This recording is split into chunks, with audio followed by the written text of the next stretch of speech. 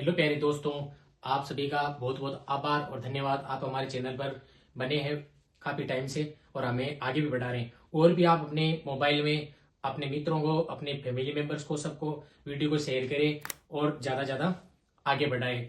मैं एक आसान तरीके से आपको इंग्लिश ग्रामर के टॉपिक बता रहा हूँ। कक्षा 10, 12, कक्षा 8 इन सब के लिए जो प्रीपोजिशन टॉपिक है वो क्लास 11 के लिए इंपॉर्टेंट है और क्लास 8वीं के लिए भी। और हम आगामी गवर्नमेंट जो प्रिपरेशन करते हैं उनके लिए भी प्रीपोजिशन अच्छी तरीके से हम यहाँ से पढ़ सकते हैं। शॉर्ट ट्रिक से मैं बताता हूँ आपको। तो आगे आज हम बता रहे हैं आपको ऑन का प्रयोग करना। ऑन का प्रयोग कैसे करते हैं एकदम सिंपल तरीके से। जैसे कि ऑन है, ऑन का अर्थ क्या होता है? ऊपर। क्या अर्थ होता है? पर या ऊपर। ये तो आप बात ध्यान रखिए कि इसका अर्थ होता है पर या ऊपर।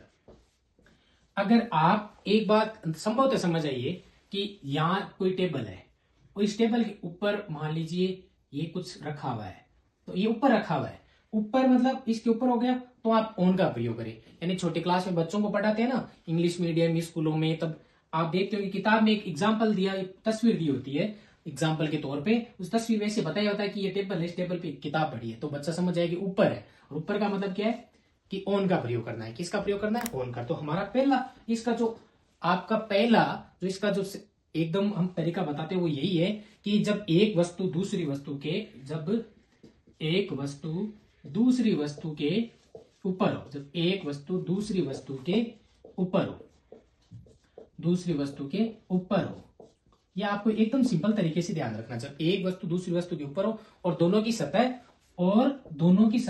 स्पर्श करती हो, और दोनों की सतह स्पर्श करती हो, दोनों की सतह स्पर्श करती हो, स्पर्श यानी एक दूसरे को छूती हो, स्पर्श करती हो। ये आप एकदम आसानी से याद कर सकते हो कि जब एक दूसरी वस्तु होती है, एक दूसरी जो वस्तु होती है, मैंने अभी आपको बताया टेबल है, इस टेबल के ऊपर कोई सामान पड़ा है, ये टच हो रहा है, ये भी वस्तु दोनों सतह क्या है? स्पर्श करती हो। तब किसका प्रयोग करना है आपको? किसका प्रयोग करना है? ऑन का प्रयोग करना है। अब ऑन में आगे जाते हैं और आगे बढ़ते हैं। ऑन में आपको इसका आगे का बता रहे हैं। इससे पहले देखो मैं आपको एग्जाम्पल बताता हूँ, एग्जाम्पल के जरिए आप समझोगे। वो एग्जाम्पल ये है कि he is sitting on a chair, he is sitting on a chair, he is sitting on a chair. अब ये कुर्सी के ऊपर बैठा है, कुर्सी के ऊपर बैठे तो स्पर्श हो रही है एक दूसरी वस्तु के।